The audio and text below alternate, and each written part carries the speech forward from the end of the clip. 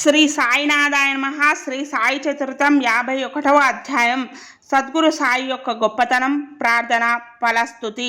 శ్రీ సాయి చతుర్థంలోని 52, 53 అధ్యాయములందు 51వ అధ్యాయంగా పరిగణించవలను. ఇది చివరి అధ్యాయం. హిందూ హేమ పండిత్ సంహార వాక్యములు రాసను. పీఠికతో విషయ చూసుకనిచ్చినట్లు వాగ్దానం చేసను. కానీ అది హేమ పండిత్ కాగితంలో దొరకలేదు.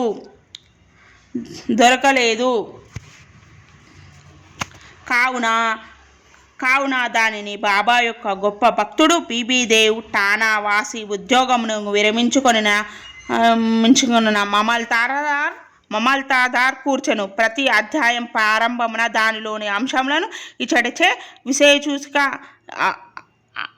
అవసరం కాబట్టి దీన్నే తుది పలుకగా భావించదాం. ఈ అధ్యాయమును సవరించుటకు, ప్రచురించుటకు పంపుసరికి దేవ్ గారికి ఇది పూర్తిగా వ్రాసి ఉన్నట్లు కనబడలేదు.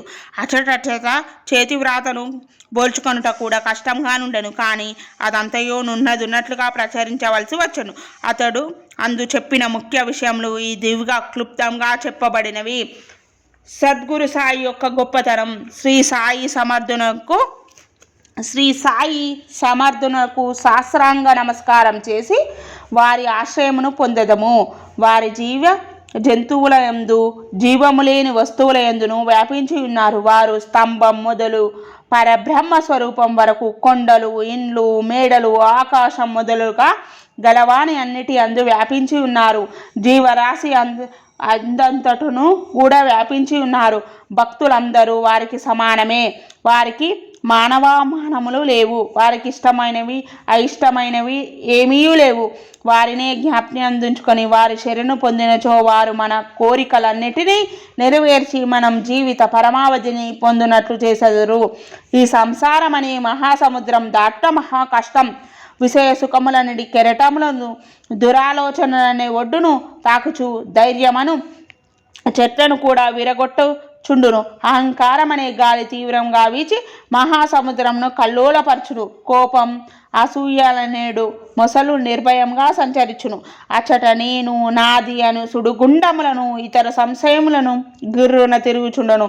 పరనింద, అసూయ, ఓర్వలేనితనం అను చేపల చట ఆడుచుండును. ఈ మహాసముద్రం భయంకరమైనప్పటికీ సాయి సద్గురువు దానిని అగస్త్యుని వంటి వారు అనగా నాశనం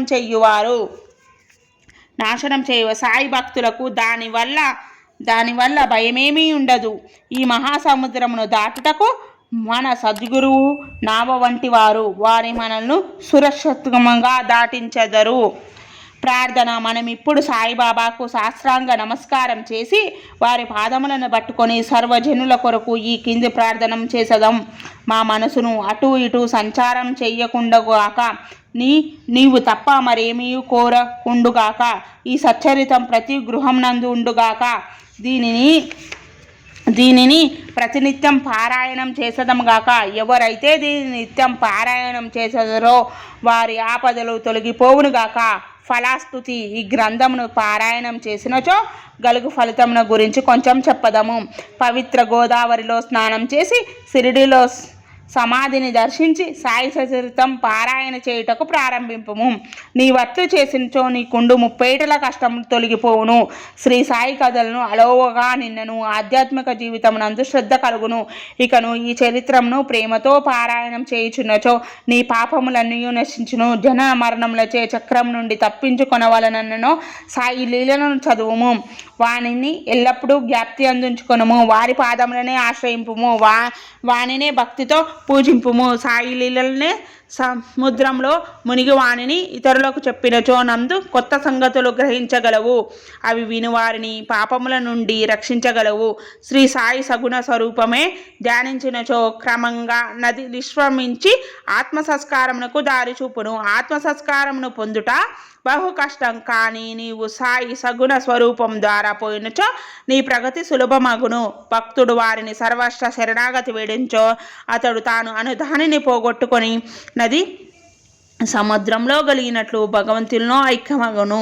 మూడింటిలో ననగా జగత్, స్వప్న, సుఖ్నావస్థలలో ఏదైనా ఒక అవస్థలో వారి అందు లీనమైనచో సంసార బంధం నుండి తప్పుకొందువు.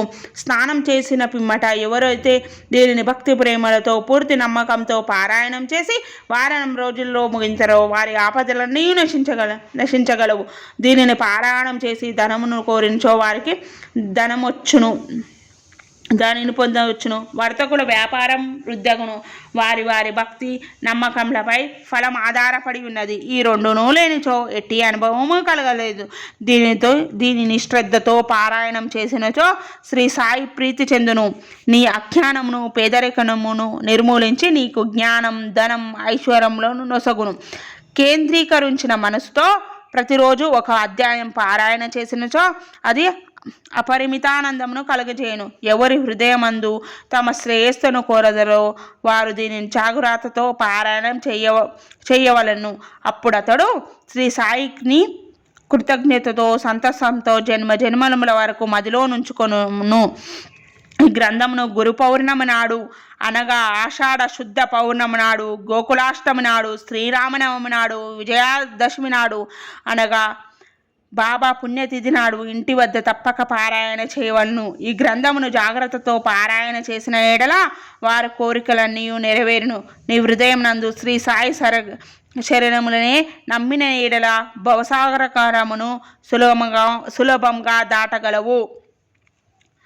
దీనిని పారాయణం చేసిన ఎడల రోగులు ఆరోగ్యవంతులగుదురు, పేదవారు ధనవంతులగుదురు, ఆదములు ఐశ్వర్యమును పొందుతురు. వారి మనసునందు గల ఆలోచనలన్నీ పోయి తుదకు దానికి స్థిరత్వం కలుగును.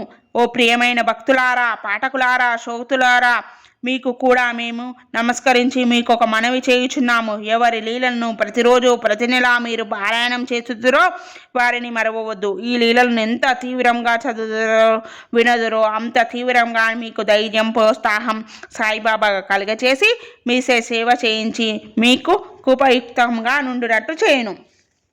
ఈ కార్యమందు రచయిత్రయు చదువులను సహకరించవలను. ఓడరులు సహాయం చేసుకొని పడవలను. ఈ గ్రంథమును సర్వశక్తిమయుడైన భగవంతుని ప్రార్థనతో ముగించదం. కారణ్యమునకు జూపుమని వారిని వేడదం. ఈ గ్రంథమును చదువు భక్తులు హృదయపూర్వకమగు సంపూర్ణ భక్తి శ్రీ సాయి పాదములందు పొందదరుగాక. శ్రీ సాయి సగుణ స్వరూపం వారి నేత్రములందు నిలిచిపోవునుగాక. వారు శ్రీ సాయిని సర్వజీవముల యందు చూసదరుగాక. తదాస్తు. శ్రీ సాయి చతురితం సంపూర్ణం. శ్రీ సాయి చతురితం సర్వం సంపూర్ణం. సద్గురు శ్రీ సాయినాథ్ గురమస్తు. శుభం భవంతి.